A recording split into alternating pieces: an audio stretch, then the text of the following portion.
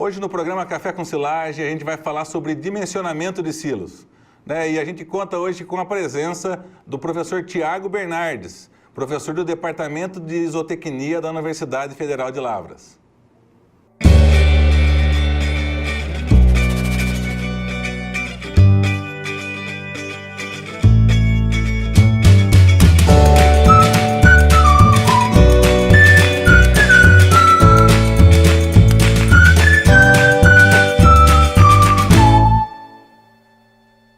Professor Tiago Bernardes, queria agradecer mais uma vez a sua presença aqui no nosso programa Café com Silagem, né? E hoje a gente falar de um tema que é considerado bastante importante aí no cenário de produção de silagem, que é falar sobre dimensionamento de silo, né? Eu queria começar com uma pergunta, para você explicar um pouco para a gente, né? O que hoje é negligenciado pelos produtores, né, com relação ao dimensionamento de silos?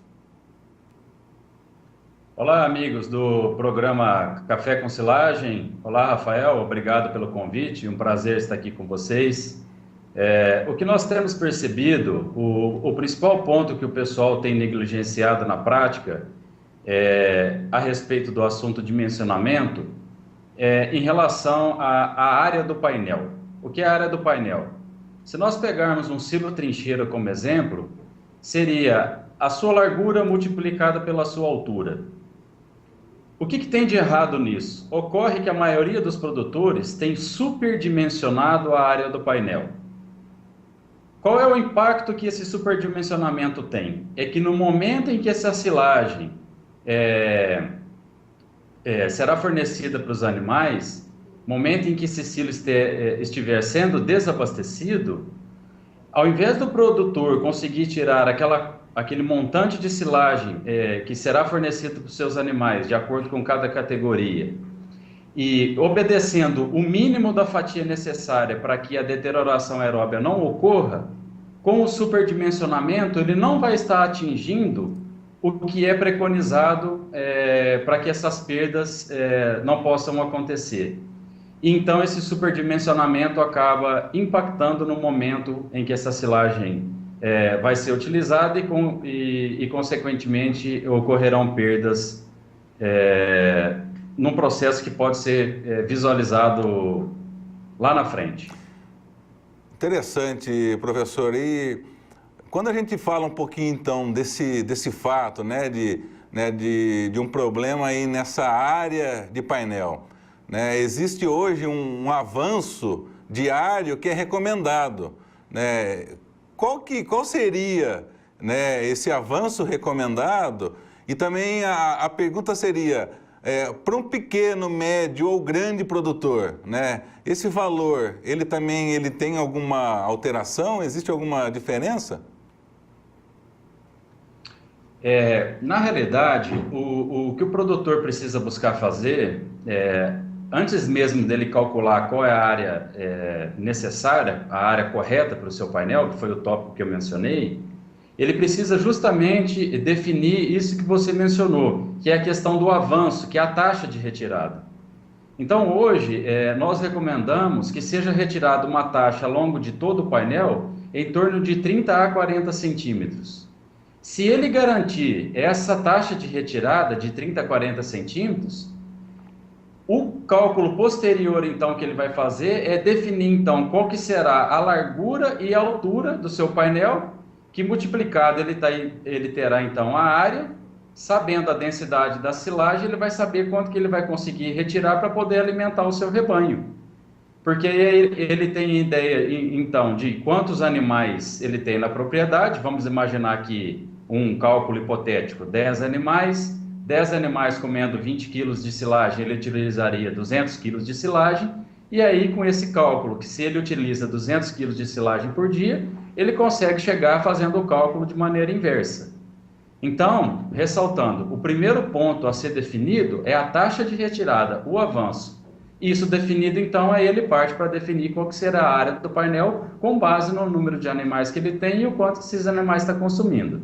A segunda parte da sua pergunta, se essa área ou essa taxa de retirada é diferente entre as categorias dos produtores, não há diferença.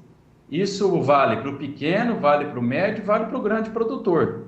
As recomendações básicas valem para qualquer categoria, para qualquer nível tecnológico. Então, todos os produtores que estão alimentando os seus animais com silagem devem ficar atentos a essa questão da área do painel para que não tenha impacto negativo no momento que a silagem está sendo retirada. Interessante esse ponto abordado e talvez também acho que é interessante, né, um comentário, por exemplo, hoje nós identificamos aí silo superfície, né, silo trincheira, silo bolsa, mas, por exemplo, um produtor hoje que faz um investimento no silo trincheira, né, que ele vai ter talvez um investimento mais elevado, caso ele erre nesse dimensionamento, né, ele pode ter um prejuízo muito grande. Não sei qual que é a opinião sua a respeito desse tema. Não, sem dúvida nenhuma. Porque se ele não conseguir realizar esse cálculo, se ele, como nós dizemos popularmente, se ele chutar a quantidade de silagem que deve ser retirada diariamente, no momento lá do fornecimento dos animais, a chance dele errar é muito grande. É isso que nós temos percebido. Como o cálculo não é feito no momento anterior ao abastecimento do silo, os produtores acabam, na maioria das vezes, superdimensionando, e se ele superdimensiona, ele tira a quantidade de silagem que nós não consideramos que é ideal. E por que isso ocorre? Ocorre porque a taxa de retirada dele vai ser pequena, consequentemente, a silagem vai entrar em contato com o oxigênio, com o ar atmosférico durante um longo período de tempo, e aí a presença do ar vai fazer com que esse alimento se deteriore. Excelente. Professor Tiago, gostaria de agradecer a sua participação aqui no nosso programa e aí fazer o convite aí para que você volte aí em próximos vídeos aí e poder contemplar aí as pessoas que nos seguem aí no nosso canal aí com essas excelentes dicas. Muito obrigado aí pela participação.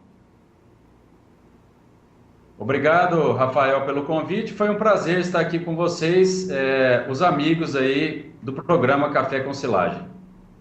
Então é isso, pessoal. Espero que vocês tenham gostado da nossa entrevista de hoje.